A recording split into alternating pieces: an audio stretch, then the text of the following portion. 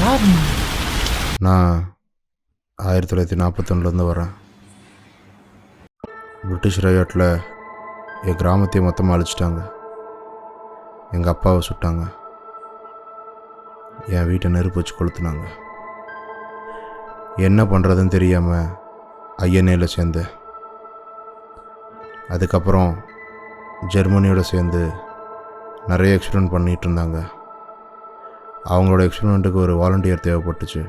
அப்போது நீங்கள் வந்தீங்களா? ஆமாம். ஒரு இடத்துலேருந்து இன்னொரு இடத்துக்கு நான் பயணிக்கிற ஒரு டெலிபோர்டேஷன் எக்ஸ்பெரிமெண்ட் தான் அது. ஆனால்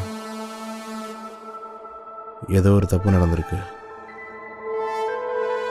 ஏன்னா ஸ்பேஸை பெண்ட் பண்ணிய இடத்துல டைமை பெண்ட் பண்ணி நான் இங்கே வந்துட்டேன். இடம் விட்டு இடம் போக வேண்டிய என்னைய ஒரு டைமில் இருந்து இன்னொரு டைமில் கூட்டி வந்துட்டுருச்சு.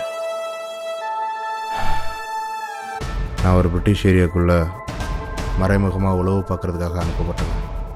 ஆனால் எல்லாம் தப்பாக முடிஞ்சிருச்சு. அவ்வளோதான். இன்னும் ஒரு 24 மணி நேரத்தில் எல்லாம் முடிஞ்சிடும்.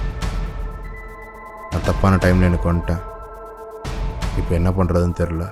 நீங்கள் என்னடான்னா எதையோ ஒரு மிஷினை கையில் வச்சுட்டு சுதந்திரத்தோட மதிப்பு தெரியாமல் இருக்கீங்க. இப்போ நாங்கள் யாரோட போராடிட்டு இருக்கோம் உங்களுக்கு தெரியுமா? யாரோட? Comparison, validation and digital lights. இந்த மூணும் சோஷியல் மீடியாவில் தான் இருக்குது. அந்த சோஷியல் மீடியா நீங்கள் சொன்ன இந்த மிஷினுக்குள்ளே இருக்குது. எங்கள் காலத்தில் சங்கிலி எங்கள் கண்ணுக்கு தெரிஞ்சிச்சு. உங்கள் காலத்தில் அது உங்கள் மனசுக்குள்ளேயே நின்றுட்டுருக்கு. உள்ளங்கையில் இருக்க ஒரு மிஷின் தான் 6 அடி மனுஷனை அளவெடுத்து சொல்லுது.